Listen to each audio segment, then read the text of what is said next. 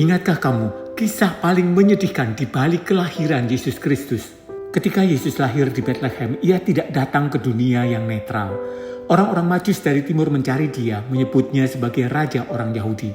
Kata-kata itu terdengar sederhana, tetapi bagi Raja Herodes itu adalah ancaman. Herodes bukan raja yang tenang. Sejarah mencatatnya sebagai penguasa yang penuh kecurigaan, bahkan terhadap keluarganya sendiri.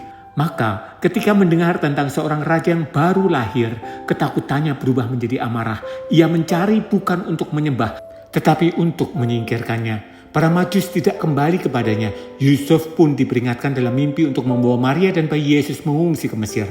Dan di saat Yesus diselamatkan itulah kekerasan pun terjadi. Herodes memerintahkan menghilangkan nyawa semua anak laki-laki di Bethlehem dan sekitarnya yang berusia 2 tahun ke bawah.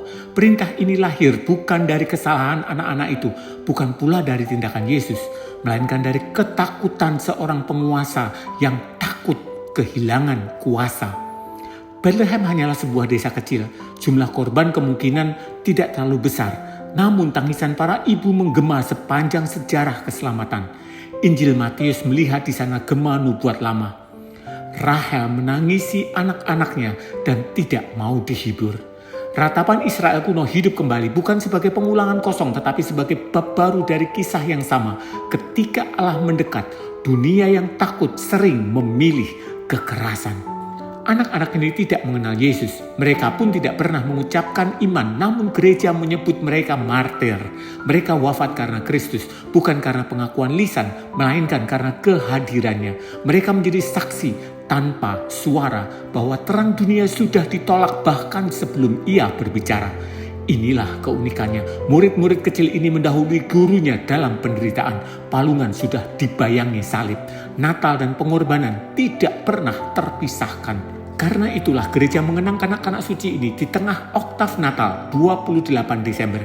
Sukacita dan luka ditempatkan berdampingan agar iman tidak menjadi pelarian tetapi perjumpaan dengan kenyataan. Kisah ini bukan hanya tentang Herodes, ini tentang setiap hati yang takut kehilangan kendali saat kebenaran datang mengetuk hati. Dan di tengah semua itu, Injil memberi harapan sunyi. Kekerasan tidak menghentikan rencana Allah. Yesus hidup, terang tetap berjalan. Kanak-kanak suci ini mungkin tidak berbicara, tetapi kesaksian mereka bergema sampai hari ini. Bahkan hidup yang paling kecil pun dapat menjadi saksi kehadiran Kristus. Tidaklah heran sampai detik ini cemoohan, penolakan, ejekan terjadi pada para pengikut Kristus. Kuatkanlah imanmu karena terang itu sudah datang.